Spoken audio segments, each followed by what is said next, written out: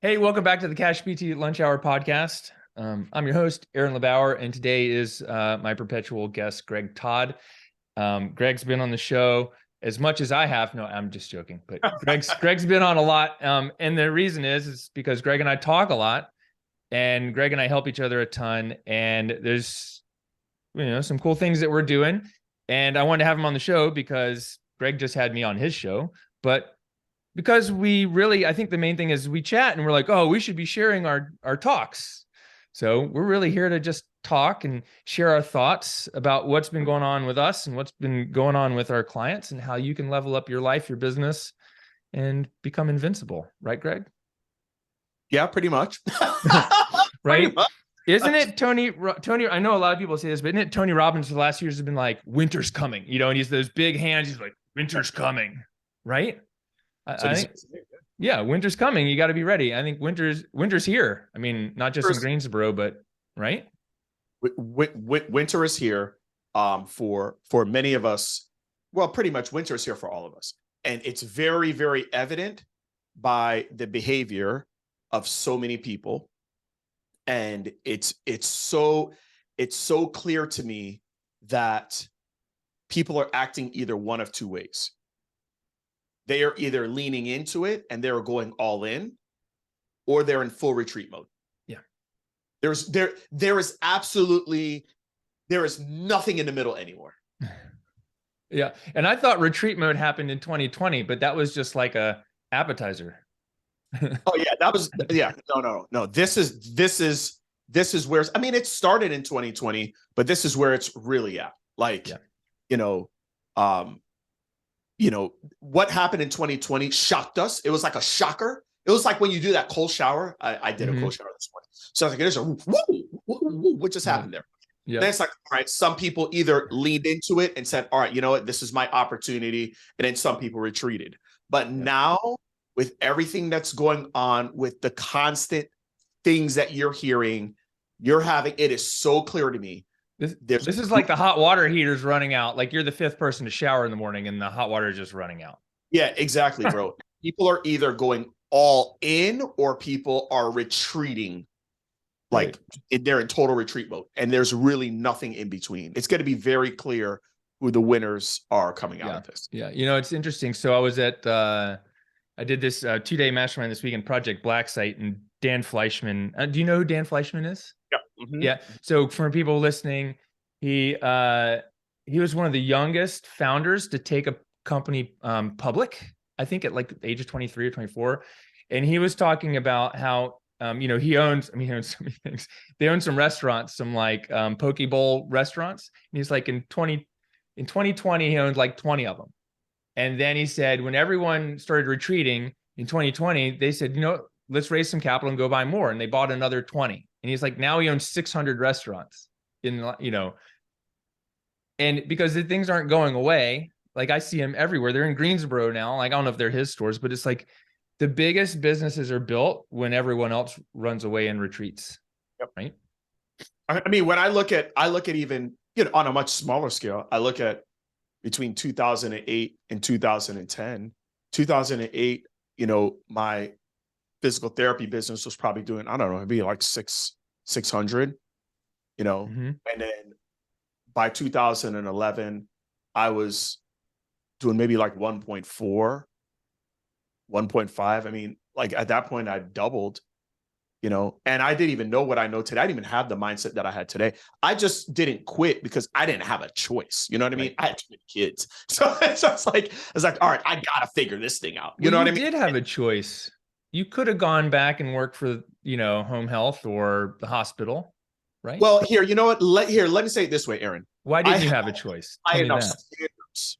I had high enough standards to think that I didn't have a choice. Yeah. I think a lot of people, their standards are so low, they realize that, wait a minute, I do have a choice for mediocrity. There has never been an option for me to ever work for someone again.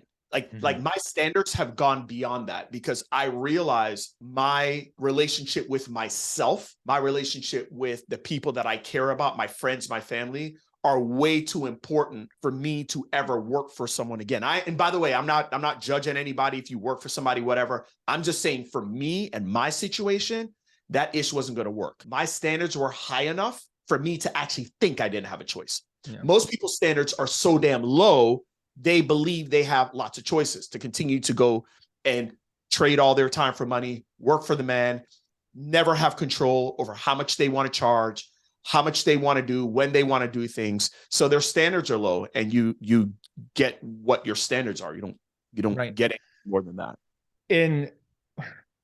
I think why are people's standards low? Is that what they were taught, or that's what they expected and no one expected more of them, or they don't see or is it that they just don't see what's possible on the next level? I mean, I think it's so funny. I kind of just alluded to this a little bit yesterday. I think people's standards are low because of what they've been exposed to, right? I think that's the main thing, right? I come from a middle-class family. Parents didn't have any big time money or anything like that, So to me, going to college was like what we were expected to do. Right. If I could make $90,000 a year, that would have been absolutely incredible for my family, right? It's just the standards. So I think that's one. I think there's a couple more things. I think most people don't push for more or go for more because of fear. I think it's fear of failure, because if you're going to go beyond what the norm says and you try to do more than what all the other crabs in the bucket are doing, right, and you fail, then there's going to be a lot of judging there, right? Like, see, you shouldn't have done that. See, you should have just stayed here, Yeah. So I think fear of failure is one of the reasons why people don't go for more. I think fear of success is another reason why people don't go for more, because when you're now successful, so let's just say you do make it, then it's like, I've had families say this to me. They think they're better than everybody now. They think they're this, they think they're that, So it's always fear of leaving your crab bucket, right? Of you not being accepted anymore. And I think both 1 and 2, the fear of failure and the fear of success, all come into the fear of being judged by others. Right? At the end of the day, I want to be accepted by you. You want to be accepted by me. You want to be accepted by your family. You want to be accepted by your colleagues. And any of those things of you trying to do what they aren't doing opens you up to be judged. Right. You throwing out emails, Aaron, opens you up to be judged. You doing an event that is not the normal event. Bro, if you were just going to do a continuing education thing, showing people how to dry a needle for the 18th time, you wouldn't be judged, bro. Oh. You're good. It might be, because someone might go, well, there's no clinical efficacy for that technique and blah, blah, blah. And I'm just because for that person, if let's just say, and by the way, the only person that's doing that is either a non-dry needler, or B, a dry needler that has a scarcity mindset and is afraid that you're going to take away a customer or two from them. Right. So, those are the only people that are doing it. Okay. So at the end of the day, for you, now here's the problem with you. The problem with you is that you've decided to actually truly help people actually create freedom in their lives. Now that is the most taboo thing you could do in healthcare, because now you got some of these young kids coming out and they're making more money than these old ass 45-year-old clinicians. So you're exposing them for the mediocrity that they've been their entire life. Triggers the hell out of people. I know. It creates a lot of guilt, a lot of regret, and it messes up their bias. So you doing what you're doing for PT Biz Con, you doing what you're doing for PT Email Edge, you doing what you're doing with the Cash PT Blueprint, all those things, bro, they're so freaking triggering for people that have never been able to get out of the bucket. Right. The image I had in my head was like someone's been farting under the covers for 40 years and I finally just lifted it up and they just smoked them out of the room. I mean, that's what, that's Aaron's brain, but it's, that's where, that's where the ideas come, they pop in, but you're right, Greg. Like I came in as a massage therapist and been doing this for a long time. And I was like, I expected more.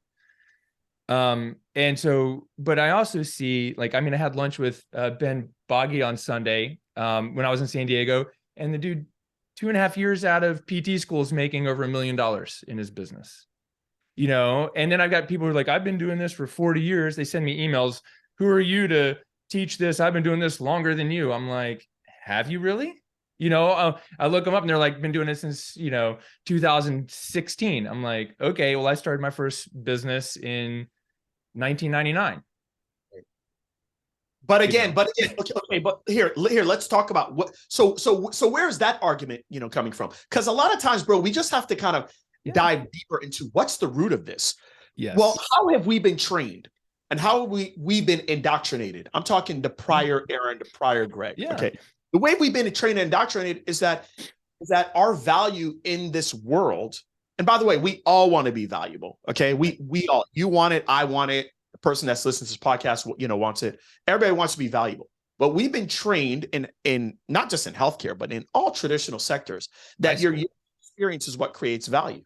Right. So you giving a story of Ben is very triggering for people. Mm-hmm. Very triggering for people that are 30, 40 years out. And yeah, fine. You started a practice 3 years ago. Okay, great. That's awesome. And I'm happy for you.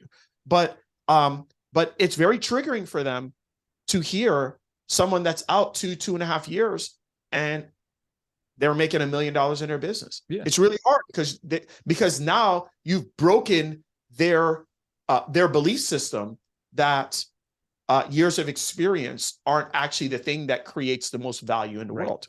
Right. And that's why, it's the years of experience of treating patients as a PT and getting that OCS, which I know you have and I don't, and it's like, I don't even have it anymore, bro. You can keep you can throw that in the damn. All right, nice. But people are like, oh, this is so important. Like, that's what we're trained to think, is that experience and credentials are more important and going to create a better experience for patients, which is really far from the truth. And I think what it does for people is if they don't push it away or put it down, it forces them to admit that they've made a mistake somewhere. And that's the number one thing people hate to do, is admit that they could have done something differently or better.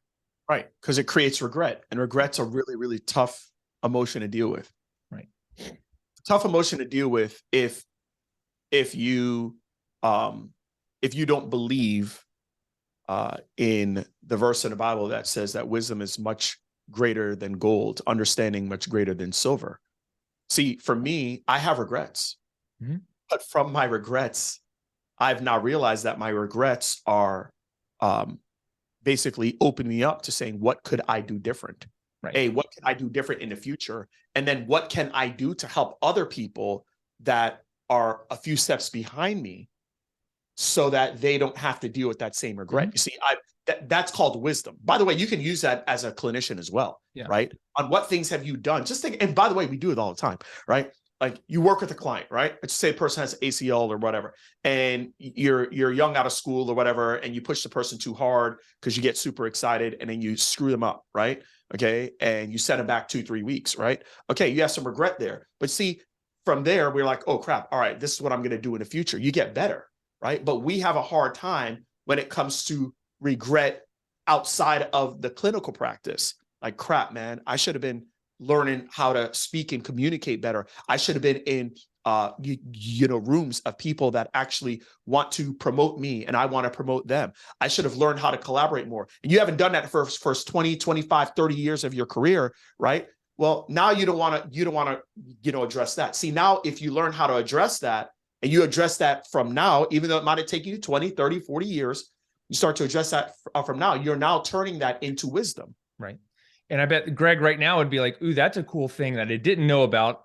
Wish I could have done that 5 years ago, but I'm going to learn it right now and apply it. Versus like, which is a very different mindset, right? Then I'm going to throw it away and ignore it because I'm set in my ways and this is the way I've always done it. And this works for me for some reason, like, I don't know, like clinical skills, business skills. I mean, there's so many things to learn. I know Gregg right now is like, okay, I've been doing it this way. Maybe I should be doing it that way. And I'm going to go figure it out if it makes sense, rather than be like, I would never do that and bash it. I mean, that's just an abundance mindset and a growth mindset versus yeah, man. It's so funny that you say that, because I have a new employee here, and I was actually having a really good discussion with her, yesterday.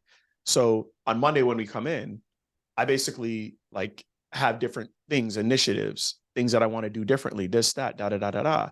and I do it every Monday, right? It's like I have time over the weekend to think, to process, and okay, what can we do to get better? And initially it was really tough for her because she felt as though, oh my gosh, I'm not doing my job good. They're going to fire me. I'm like, no. That's not how we work. She's like, I've always worked at places to where nothing ever changed. I was like, well, if you're working for me, things always change because I'm trying to constantly get better. I do this thing. And if you guys are listening on the podcast, I do try, fail, analyze, adjust. Like I'm always trying new things. And if I'm trying, that means that I'm failing. Because if you do something for the first time, you're going to probably suck at it. So I'm trying things, I'm failing, and then I'm analyzing what happened, and then we're adjusting. So every single week, something new is happening. And to everyone, including myself many years ago, that have this mindset that, oh my gosh, failure is so bad, I think you're doing terrible with things. And I'm like, oh no, you're doing fantastic. Yeah. You're doing great. As long as you understand that we're here to grow and expand, and for most of us, this is not what we do. Right. Dude, I love that. Try, fail, analyze, and adjust. So I'm listening to that and going like, yeah, that's what I do. And one of the things I've learned that I have to teach people, at least especially my coaching clients who do like funnels and things like that, they're like, well, why isn't the funnel working? I'm like, well, you have to analyze all parts of the funnel to figure out which part isn't working. Right. So what have you, like, just for example, like what's something you've tried, you've failed at, you've adjusted, and then it's made a big difference? Oh gosh. This week. Yeah. I mean, here, look, I'll say this. I did my first ever challenge. How about that? Let's talk about that. I'll give you a clinical example and I'll do the non-clinical example. All right. So today, I have, a few businesses, and one of the businesses I have is like consulting, and I mainly do events, right? Virtual events, a lot of events, like Aaron. So my first ever challenge that I did, what I did is I tried to start it and promote it like the week before the actual challenge. Okay. All right. And I put it at a certain price point. The price point was $97 for the challenge, and then $297 for the VIP of the challenge. Right. Okay. So the first time I gave it a week. Okay. And I put out, messages and this and that, whatever, blah, blah, blah, blah, blah. And I tried, and we did pretty good. Right.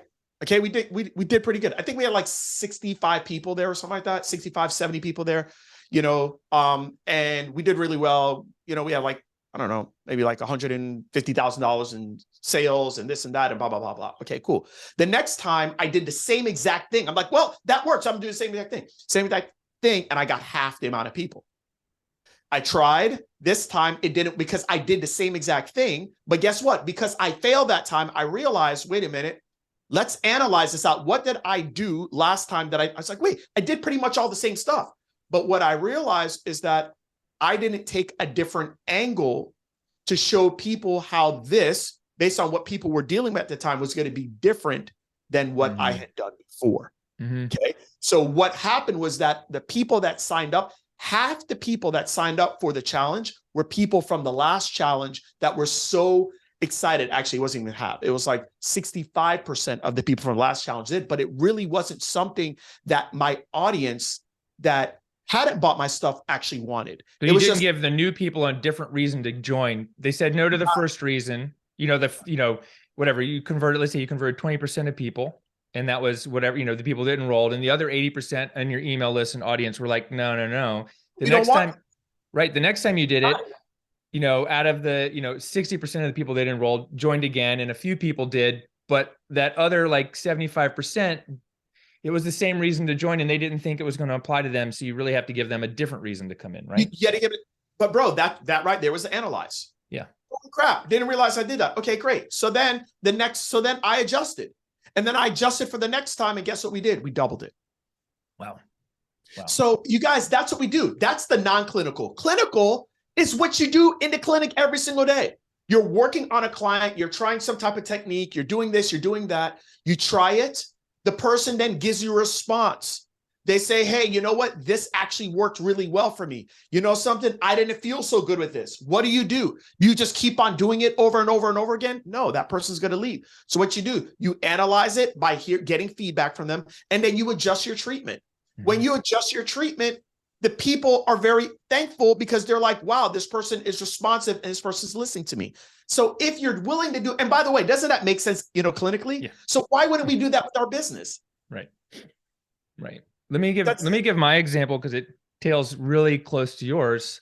When in 2020, when I launched Income Impact Academy, it was first called Income Impact something else, like University or whatever. And I was going to do 2 hours a day for 5 days in a row. I was going to teach webinars, podcasts, courses, sales page, and writing a book or something like that. And I was like, I'm going to do that, and it was $197, and I spent a whole week in like June doing it. Not a single person signed up, right? And I was like, all right, fuck it, I'm done.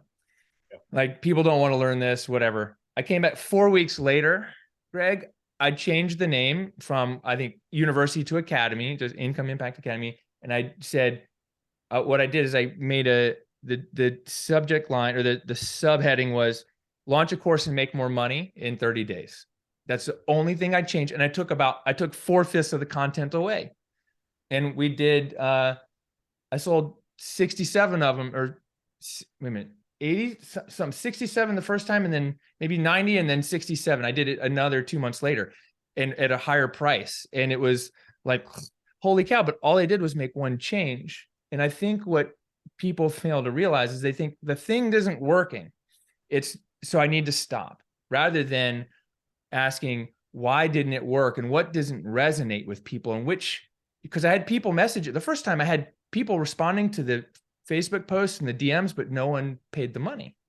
Right. So I had to go, which step did people stop at? Well, that was clear that no one paid the money, but there's a lot of times where people aren't opting in, or they're not moving into the upsell, or, it's an analyze of it. And then it's not being afraid to go in and trying it again, and risking feeling like a failure again to help somebody. It's so interesting. So again, I think most people, based on what you're telling me, I think most people, it's not the try part they get hitched up on, but it's the fail part. So they do try, fail, stop instead of try, fail, analyze. If you just did try, fail, if you did try, fail, stop with that first thing that you did, and you stopped, that's it. But you did try, fail, you analyzed, said, okay, well, what was the step that everybody stopped on? And then you tried to do something to fix that step. So you went try, fail, analyze, and then you adjusted. And then you started the whole process over, and then look what happened. I just think that, it's unfortunate, but I really do believe that the reason why people don't want to fail is because of the judgment of others. That's really it. Like, I want you to think, is your house a 2-story house? Yeah. Okay. So have you ever tripped going up the stairs, just kind of clipped your toe on a stair? A lot of times. I've tripped coming down the steps. Okay. So let me ask you something. So you trip going up the steps, you trip going down the steps. Yeah. At the time that you trip, okay, and maybe hopefully you didn't fully fall, but even if you did fall, and nobody was around. Okay, let's just say the kids aren't there, nobody's there. Okay, they're not around. Are you like, oh my gosh, I'm not going to go up the stairs again? No. And if nobody's around, you're like, whatever. I don't care. Yeah. And I don't care. Okay, ooh, ow, man, that hurt my toe. Ooh, ow, that hurt my leg. Okay. But if you had a party at your house, and you had me there, and you had 30 other people there, and you tripped, how would that feel different for you versus if you were in the house by yourself? If I had you there, we'd laugh. But let's say I had people I wanted to impress there. Yes. Let's say, Bedros was there, and Myron was there, and Russell, and all these dudes. And I'm trying to be yo, I'm cool too. And I fell and ate shit. Yeah, I'd be embarrassed. I'd be like, you'd be embarrassed. I'd be like, dude. And so I think the big thing here, Aaron, is that people aren't really afraid of failure. We say the fear of failure in regards to success. But really, at the end of the day, all it is that we care so much about what other people think about us. Right. Mm-hmm. That's all it is. Everybody wants to be successful. Everybody does. Everybody wants to have good health. Does anybody say, oh, I just want to have like suboptimal health? Who the hell says that? Oh, do you just want to be a suboptimal dad? Who the hell says that? I just want to have just enough money so I barely scrape by. And once inflation goes up another 3%, well, I can't even pay my bills. Who the hell says that? Nobody wants it. Everybody wants it all. They do. They do. What their issue is what if I try to get it and I don't get it? And what are other people going to say about me? That's right. The issue. And everybody knows it. That's the issue. Right. Right. So, I was thinking, it was funny because I remember, I was like, all right, how are you going to get over that? I remember having it when I was a kid, I don't know if it was in high school, but my mom I probably did something wrong. And my mom was like, stop yelling. The neighbors are going to hear you. And I was like, I don't care if the neighbors hear me. It's like, oh, like something was so important to me that I don't care what people say. And so sometimes I think like it goes down to, is your mission or important enough, or do you know why you're doing this? Why is this so important that you don't care what people are going to say because you're driven to help people? Right. Aaron, have you read the book Principles by Ray Dalio? No, but I know about it. Okay. This is a very, very, very good book. Yeah. Highly recommend that you actually, you know what? I'll bring a copy of Ray Dalio Principles to PT Biz Con and let's have that as a raffle as well. Is that cool? Because I know you're gonna perfect.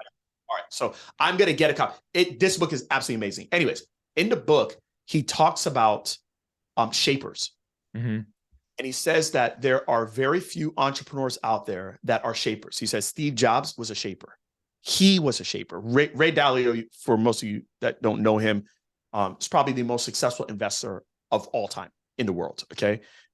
Worth like billions and billions of dollars. All right. He says Elon Musk is a shaper. Jesus Christ was a shaper. Muhammad was a shaper. And he said it's so interesting because a lot of times people think that shapers don't care about people. But he says there's one main thing that separates a shaper from all the other entrepreneurs out there. You want to know what it is? It's exactly what you just said, Aaron LeBauer. The shaper is someone that cares much more about their mission and about the goal that they are striving for, which usually is very people-centric, than they do about what others think about them. Yep. And I read that, and I read it again, and I read it again, and I read it again. This is just a couple of days ago.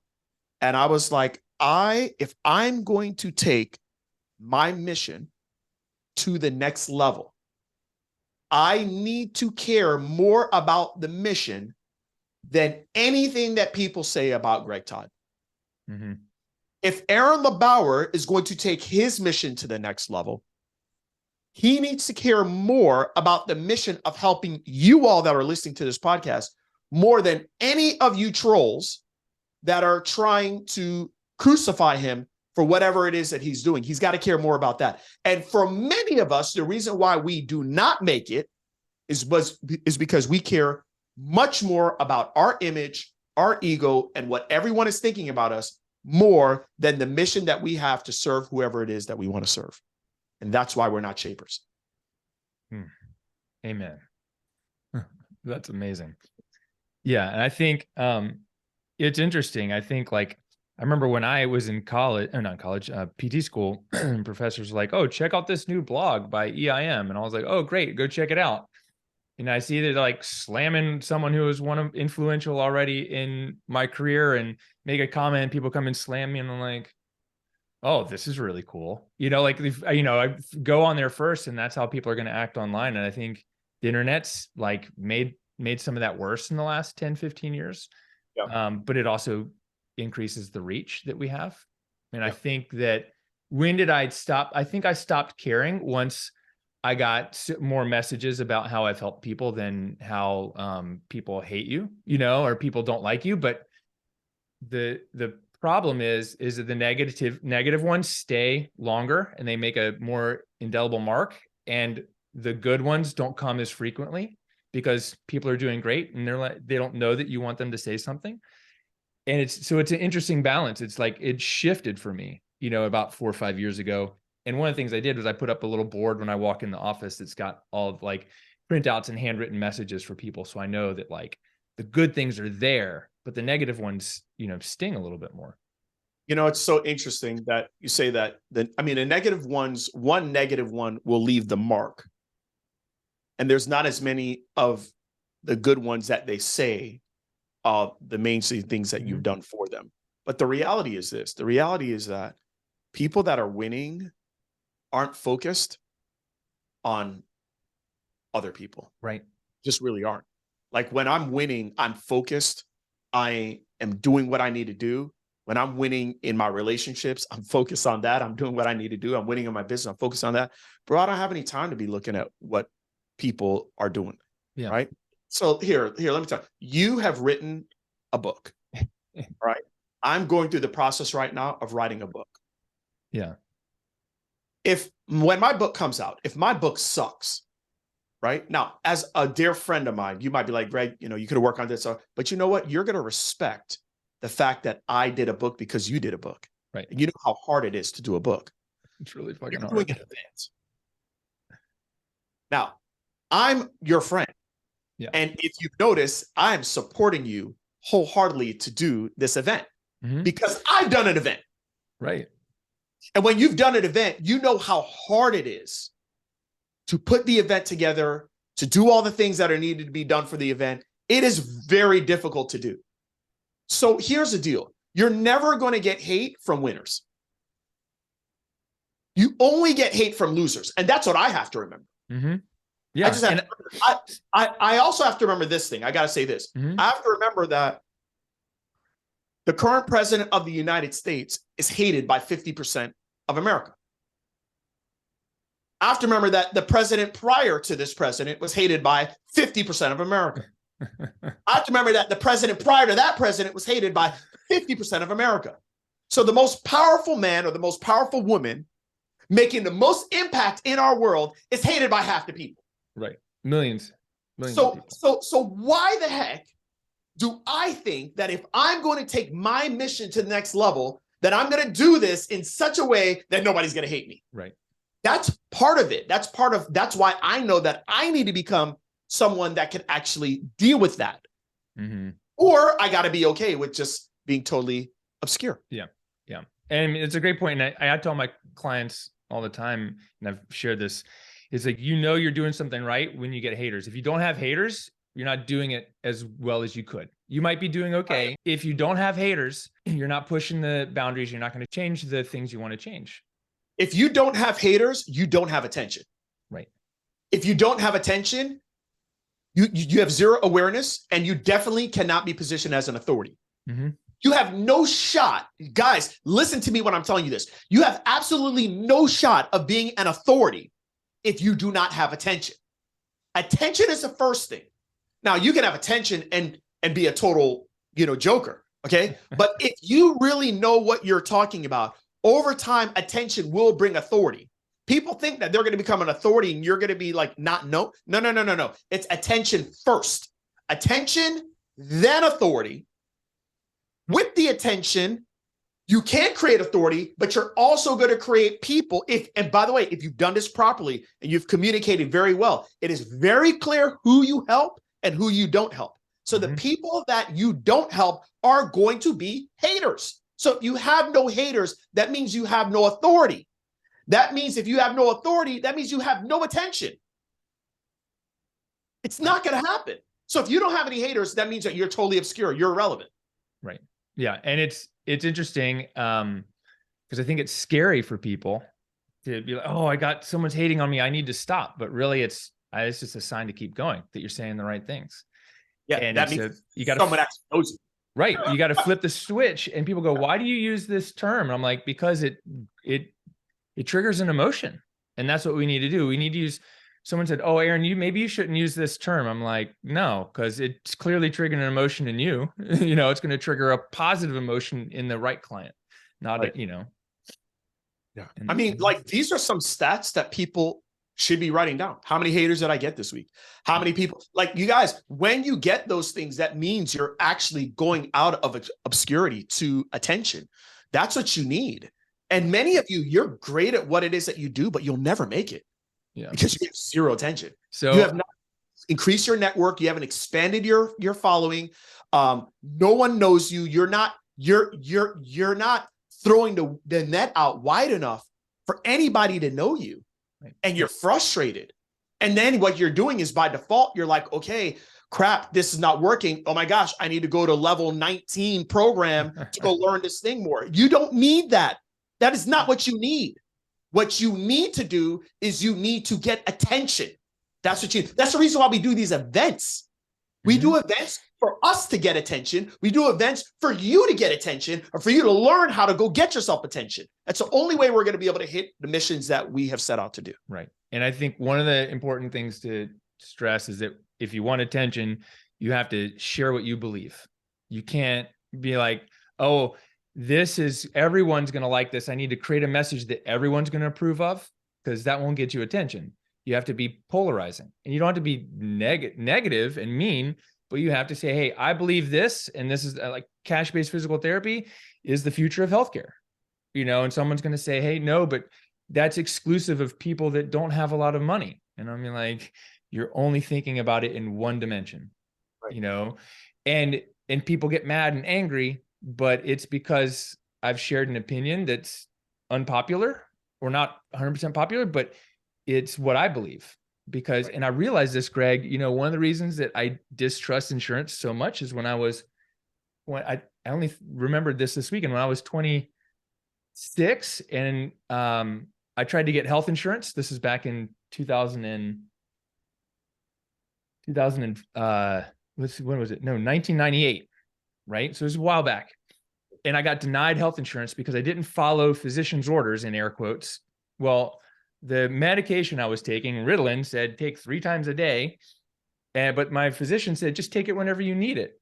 And so I had to report to the new health insurance company from not having it, that here's the medication I've been prescribed, and here's how I'm taking it. And they go, well, we can't give you insurance because you're not following physician's orders. And I'm like, the verbal order was one thing, the written order is another. And they, so I didn't have health insurance. And I was like, that was completely out of my control. And I'm like, I have a severe distrust of insurance companies. Right. Yeah. See, I mean, I think the one thing that we must understand, and everybody says, oh yeah, I believe in abundance. Most of you don't. You don't believe in abundance. Here's the reality of the situation. The reality of the situation is that for pretty much every single one of you, if you were to get 1,000 people that believed in what it is that you said, we call them 1,000 raving fans, you'd probably be a millionaire.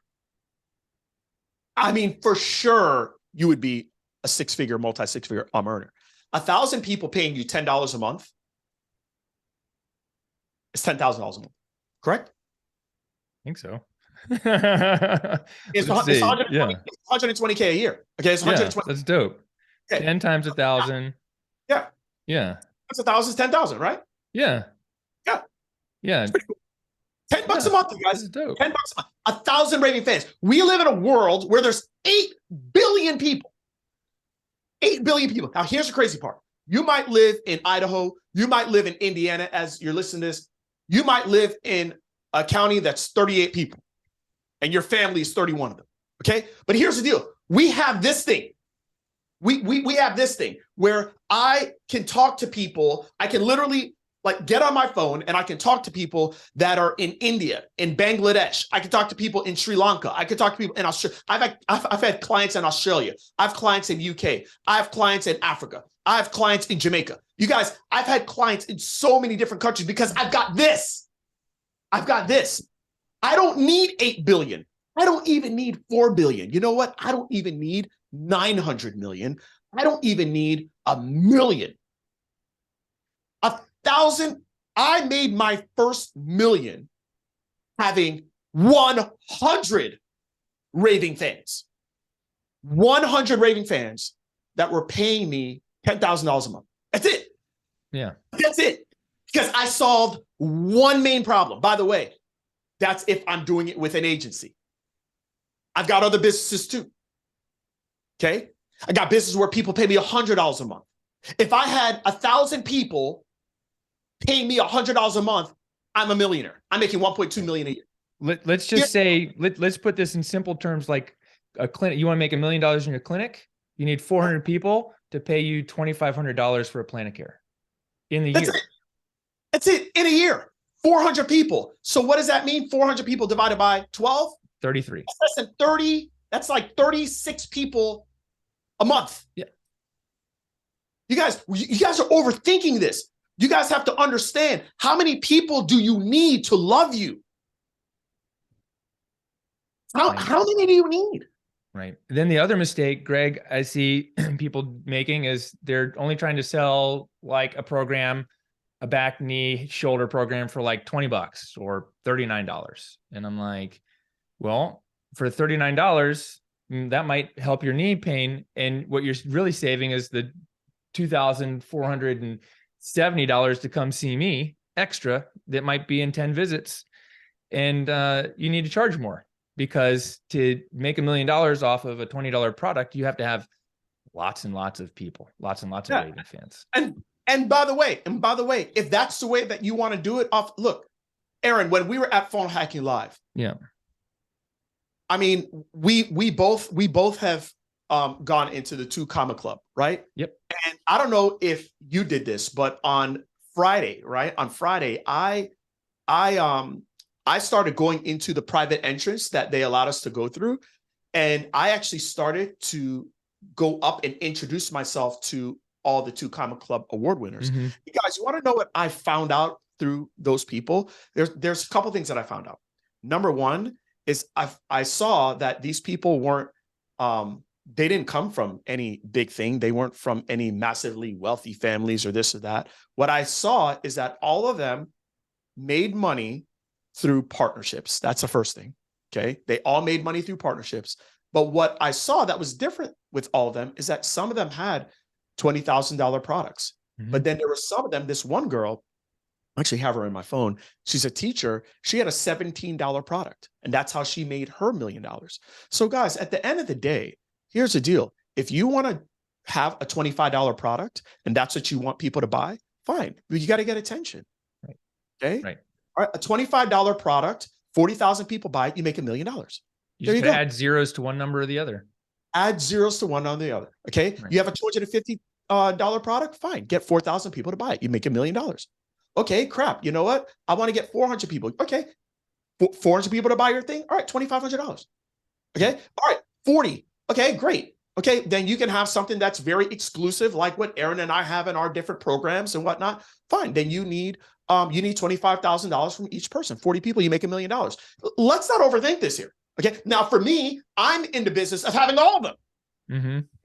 Because I have a mission. And I want to meet people where they are at. But that's also someone that's built the game for quite a while. Right. So I started with the low stuff. I started actually the middle stuff. And then I went higher. And then I said, okay, now I want to go lower so that I can bring more people in. Right? You guys are overthinking this thing. But the problem is that most of you are working in a system or a setup to where you are totally capped with how you actually make money. That's your issue. And you don't believe in abundance. You don't believe that other people can help you. Here, do you mind if I plug your event for a second? Sure, please. The reason why I'm coming to your event, there's 2 reasons, okay? Reason number one is I told myself in 2023, we've got to meet at least 2 times a year. Actually, my goal, maybe I should tell them this. My goal is for us to see each other really 4 times this year. Okay. Perfect. I already know I'm going to see you in Charlotte. I know you're going to be busy. Okay. Yeah. But I'm going to be with you. Right. So that's going to be cool. I know you're going to be down here in June with me in Clearwater. Okay, cool. And then my whole thing is like, all right, we got to do 2 more times, because when I'm around the right people, my life gets better. I feel filled. I feel rejuvenated. He sees things that I can't see. I see things that he can't see. It's a very mutually beneficial relationship. Okay. All right. So here's the deal. The deal is that the reason why you all need to go to events like that event is because you all don't know enough people.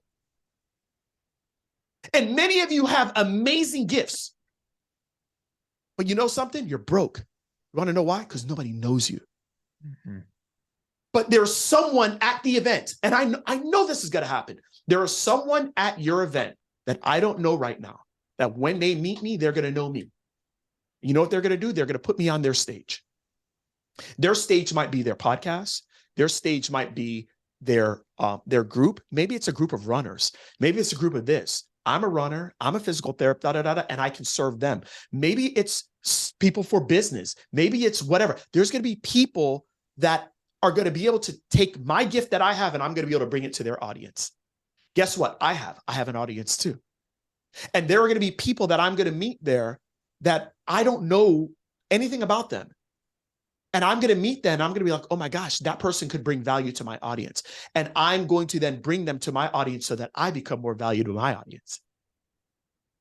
And right now, I can tell you right now that the majority of you, your issue right now is that you do not have attention. And there's nothing that you're doing on a daily basis, on a weekly basis, on a monthly basis that is intentional about getting more attention. And I'm going to use Aaron LeBauer's stage and his ability to sacrifice and create this awesome event for me to go and get more attention. And every single person that's going to that event should be using that event for them to get more attention, because attention follows money. Mm-hmm. Money follows attention. Creates impact. And without attention, you will never be an authority. Yep. So either you don't have the attention and somebody's going to be there that can give you the attention, or you're going to learn from the speakers that do have attention how to get attention. Either way, you win. Yeah. If you can't understand that, then I'm telling you right now, 2023 is going to be a total train wreck for you. Period. The end. Yeah. Thank you, Gregg. But it is. I mean, and I think what's the other thing people are like, well, which event do I go to? What event do I go to this year? I mean, you and I go to multiple events a year. Right? Yeah, because they all pay off tenfold. Yeah. That's the reason why. Like that's the reason why. Because people don't understand the era of wealth that we're in. Okay, you guys, here's the deal. I want everybody to really get this. I'm not going to go through all the different eras of wealth, but I'll quickly go through it. It started with agriculture. Okay, if you own land, you made money. Okay, great. We moved out of that in the mid 1900s. We went to the Industrial Revolution. If you could make machines, you made money. Okay, and then we went into the distribution era, whereas if you had stores, you made money. And then after that, we went to the technology area. If you were Bill Gates or Steve Jobs, you made money. And then after that, we went into the information age. If you were, Mr. Google, or you were part of the .com, that's how you made your money. It was people that distributed the information, and they were able to distribute it now, not just through TV and through radio. If you could distribute it on the internet, you became a billionaire. Okay. Where things changed was in the 2000s. In the 2000s, this is where the common dude, the common chick, could actually go and make money. And that's why we have so many millionaires that are created today. By the way, there's 22 million millionaires in America today. 8.8% of adults are millionaires. Why the hell are you not? You want to know why? It's because of the era of wealth that you are participating in. When we went to school, what era of wealth were we learning in school? We were learning distribution. We were part of the reason why there's so many physical therapists, the reason why there's so many occupational therapists is because during the 1950s and 1970s, we had the distribution era. And now, instead of you just working at a hospital, now we have outpatient centers, and we have this, and we have storefronts and whatnot. That's called the distribution era. The problem is that was in the 1950s and 1970s. Okay. The way Aaron and I make the majority of our money, and the way we even keep our practices going, is through the era that is info edutainment, meaning that the common dude, a Black dude from Jamaica that knows one thing, physical therapy, can go onto this thing, this little platform, and I can say, hey, everybody, I'm Gregg Todd. Nice to meet you. I help people do this. Here's a tip that you can do so you can help your knee. Here's a thing you can do to help your back. And because I'm willing to actually work in the era of wealth, people start to notice me and I get attention. And that's how anyone today can get wealthy. Now, here's the beautiful thing. Since 2008, we now have a new era of wealth. It is partnerships. Aaron LeBauer and I met in 2016.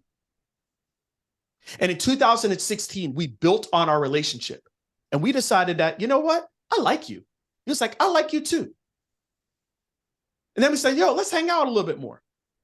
And then I created this program called Smart Success for Physical Therapists.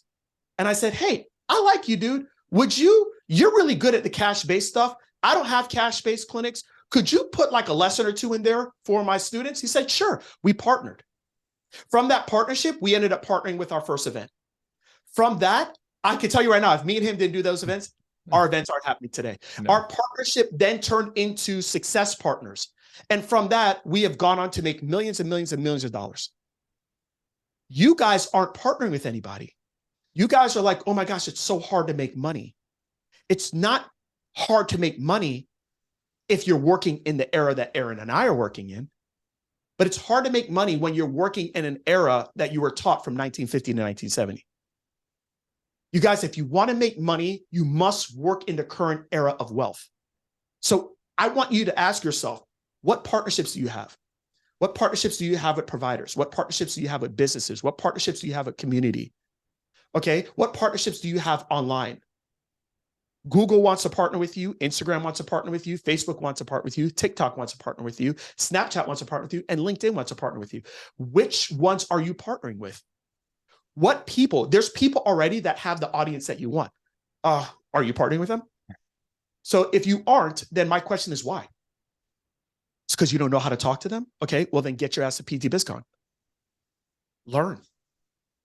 That's the issue, you guys. Sorry, I know I'm going on a rant, but I don't think people really understand this and how easy it is to create wealth. By the way, from today, 2023 to 2026, it's going to double, if not triple, in the amount of millionaires in America. And so, the lesson that I have from you that I think people need to hear, that one other piece is, as you go and you see what Gregg and I are doing, you read the emails, you look at the event sales pages, you buy the thing, and you come to the event and you see how people are speaking, how it's putting on. That's also how you learn. It's not just the information at the event, it's the journey that you go on to get there. That you might have, what's the email that I send that might trigger you? Or what's the email that Gregg sends you like, oh, that was written wrong. It's like, look back at that judgment and see, well, wait a minute, what are they doing that I'm not? And how can I emulate that? Not copy us, but emulate that and come to the event. Because one of the reasons, going back to earlier, that I know my mission so well is I went to a Lewis Howes event, and all these guys like Brendan Burchard and Esther Perel and E.T. got up there, Eric Thomas got up there. They have these massive missions. And I was like, wait a minute, I don't have something that's so big. I was like, oh, I could help. I've helped this many people, 1,000 people, and they work half as hard as I do. I've already helped a couple million people. I was like, that mission isn't big enough. And just by being there and hearing that and being exposed to that, I came away with, I know I need to help 100 million people worldwide. Avoid expensive imaging and unnecessary surgery. Like, that's my mission. Like, that's the thing that I'm working towards. And I can do that by helping other PTs, and work in a way that I believe in. And it's like, okay, I got that just by attending the event. There's so many other things I got, but that was the big thing that I left with. And it wasn't a tactical thing anyone taught. It was the experience that I gathered from being there. I mean, I think one of the biggest things, and my students have said this, I mean, I know that I get this from you. You learn by being taught, but you also learn by catching it as well. Yeah. So you learn by being taught and being caught. And so I know that, at least for me, when I go to PT Biz Con, I know that there's a lot of people there that inspire me. And not only am I going to learn from them by what they say on the stage or what they say in a private conversation that we have, but I'm also watching how people act and behave with other attendees. I'm watching people that I respect and I admire, and I'm watching how they're serving people, how they're focused. I'm also, that's really it. And I can only really get that. I can't get that from a course. I can get that from an event, though. From an event, I can watch how the people are in real time. And then you start to realize that, wow, this is not an accident. Yeah. Wow, they didn't get lucky. Oh, that's how she did it. Oh, wow. I see how intentional she was when she was speaking with me or to that attendee that was sitting all the way in the back. guys, that's how I learned. That's how you're supposed to learn, and that's what you get. That's what you get. Again, now, if your goal is to be like the most ultimate clinician in a specific area, and you could care less about talking to people, and you really don't mind being broken, you're cool with living with your mom, then I wouldn't go. But if you're like, wow, I really want to make impact, I put a lot of money into becoming the therapist or the whatever that I am, and I really want this thing to pay off. Here's what my advice to you would be: is that learn how to compound your skills. Take the skills that you have right now, let's add some skills and traits that you don't have, put that together, and watch your whole mission explode. Yeah, that's awesome. And so, Gregg, it's my turn to plug your challenge, because you've got this Invincible challenge coming up, and it's about money, mindset, authority. And can you tell us about it? Why is it called the Invincible Challenge? Yeah, bro. So, my brother and I were really, toying with this, and I said, man, I want to have the biggest challenge I've ever had. Mm-hmm. And he's like, I want you to have a different name than any of the other challenges that you've done. And so we came at like 25 different names, and we kept on going back to Invincible. And he just liked how it sounded, and he saw that nobody else in the marketplace had done it. But I really liked the definition of it. And invincible means you're too powerful to be overcome or defeated. And I realized that the last 2.5 years have unfortunately defeated a lot of people. And as I said at the beginning of the podcast, there's like, people are they're either going all in and they're just crushing it right now, or they're getting absolutely destroyed. So because I get to work with a lot of people, and I get to see the ones that are crushing it right now with all the odds that you would think would be stacked against them. And I'm like, what is it that they have? What is it that I have? What is it that you have? And I believe you have invincible. I believe you have the invincible mindset. You have a mindset that's so powerful that it can't be overcome or defeated. I believe that you have invincible ways of how you generate income. It's so powerful that it can't be overcome and defeated. If you can't show up tomorrow physically, does it change anything with your income? No, because you're Aaron LeBauer, and the way that Aaron LeBauer generates his income through his clinic and through his coaching, consulting, and through his software and all these other things, it's too powerful to be overcome and defeated. And unfortunately, most people in our space are not invincible. They're not invincible with the way that they think. They're not invincible with how they make their money. They're not invincible with the way that they present themselves to the marketplace. They're not invincible with their attention. And so that's what I want to do. Totally free for 5 days. And I feel like it's going to be, what did I tell you yesterday? It's going to be the opening act to PT Biz Con. Yeah. Yeah. Because it's the beginning of March.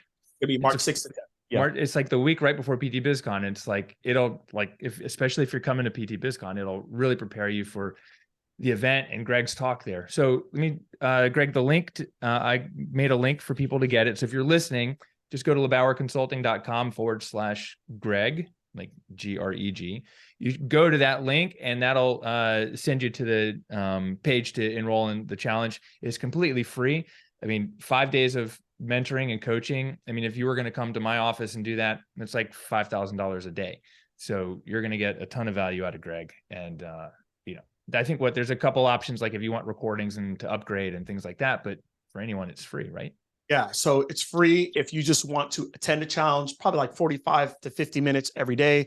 And it's $97 upgrade if you want to be in our breakout rooms and get Q&A with me, for like 30 minutes after each day. But that's a steal. And then you get the recordings and stuff like that. Yeah. So it's like, it costs a lot of money to talk to me. So this is one way that you can get, in front of me for $100. But listen, I just want people there, and I'm making this challenge to where it's for healthcare professionals, but it's for anyone. Here, can I tell this real quick story? Please. Of, so my cousin, right? My cousin, I don't even know if I didn't tell you this. So my cousin reached out to me. He's 43. And he reaches out to me and he says, Gregg, I'm really tired. I'm tired, bro. And unfortunately, he got sued by someone because he had a leak in his apartment or something like that. And the leak went down to the person below him. So anyways, he got sued, whatever, because of this leak, and it messed up the person's apartment. So he had to take out a loan. So he takes out this loan, and he got a loan for his attorney fees and this and that, da, da, da, da, da. I think the loan was like, he got a loan for like 25K. Okay. So he actually reaches out to me on a Saturday and says, Gregg, what should I do with the money? Because his attorney fees were like 13,000. So he had some extra money and he's like, I'm tired. I got 4 jobs and I don't know what to do. I was like, bro, what I would do personally is I would invest in myself before I invest in like real estate, this, that. I would take the money I'd invest in myself. I'd get myself around people. I'd get myself around the right people. I would learn skills that you don't know so that you can get out of this burnout phase. Okay. Apparently after that, I don't know if he believed me or not, but he went and he called my older brother, told him the same thing. And my older brother, who's also a millionaire, said, I would, Jesus said, Johnny, I'd invest in myself. So guess what? He's like, crap. He's like, Gregg, I just got off the phone with Gregg like 2 hours ago. And Gregg said the same thing. So my brother calls me up and says, hey, looks like he's just going around to people, blah, blah, blah. Anyways, dude comes to my challenge, right? And he paid for it. I would have given it for free to my cousin, but you know something? He paid for it, so he paid attention. So he comes to my challenge. He does the whole thing, da, da, da, da, da. Okay. His girlfriend ends up signing up for my big program. Okay. And I said, hey, you can come while you're up here and learn how to do this thing, da, da, da, da, da. This all happened in December. 2 months later, he has a 50-person paid membership group. He's a trainer, by the way, teaching people how to get abs. Nice. Called Ab Wars. And he's charging them the highest price point he's ever charged any of his clients for the 14 years he's been a trainer per month. 50 people. He did that in 1 month. 50 people over 1 month, paying him every single month to get abs. So you're telling me, you all, that if you don't, and by the way, what is he doing? He's just working in the era of wealth that we're in. That's it. He was just focusing on the wrong stuff. He quit his job that he had at this hospital. And now he's doing this full time, making the same amount of money as he was making with 4 jobs, with 50 people online, paying him month over month over month. You guys, this is all available to all of us. And I'm telling you right now, you can learn this at PT Biz Con. I can be the opening act for you at Invincible Challenge. If you're tired, you're burned out, you're worn out, you're just doing it wrong. Do you think he would have gotten the same results if he had done it for free? Nope. I agree. 100% agree. I tell people like, you know, who I know and love, who are in my circle, you know, like best friends or even cousin. I was like, hey, I've got this program that's going to help you. I was like, just make a donation to your favorite charity, send me the receipt and I'll give you the program, or buy the program and I'll send the money to a charity. You know, and they still don't always do it. That's a really good way to do it. I haven't thought about that. Okay. Yeah. I like that. You know, but it's because it's like one of the reasons we were going to give it away for free is because I don't really want your money because you're my friend. But I know as a business coach that if you don't put some skin in the game, you're not going to take it seriously and not going to get results. 100% agree. 100% agree. So that's awesome. So, all right, if you want to participate in Gregg's challenge, it's LeBauerConsulting.com/Gregg. I'll also we'll have a link in the show notes. Gregg, thanks for coming on the show today. This was dope. Yeah, man. Really good. This is a typical conversation that we have. I know. And I'm looking forward to seeing you in March at PT Biz Con. And I can't wait to come down to Clearwater for your event, Smart Success Healthcare, live in June. It's gonna be awesome. I'm so excited, man. So excited. It's gonna be killer. It's gonna be killer. All right. If someone wants to find you, what's the best place for them to look you up if they have no clue who you are? YouTube, Gregg Todd PT. Actually, Gregg Todd SSHC. Just go to YouTube, put in Gregg Todd, you'll find me. Go to Instagram, Gregg Todd. Go over at Gregg Todd. If you go to my site, GreggToddTV.com. There you go. Yeah. Awesome. Gregg, thanks so much, man. Appreciate you a ton. I'm looking forward to figuring out what our other 2 meetups are going to be this year. But, I think one needs to be down here and then one needs to be up there. Fair? Yeah, fair enough. I think that'd be great. All right. Let's do it. All right, man. We'll talk soon. All right, later. Bye. Hey, that's it for the Cash PT Lunch Hour podcast today. Thanks for joining us. Go out there, be invincible. See you at PT BizCon. See you inside Gregg's challenge, and we'll see you on the next show.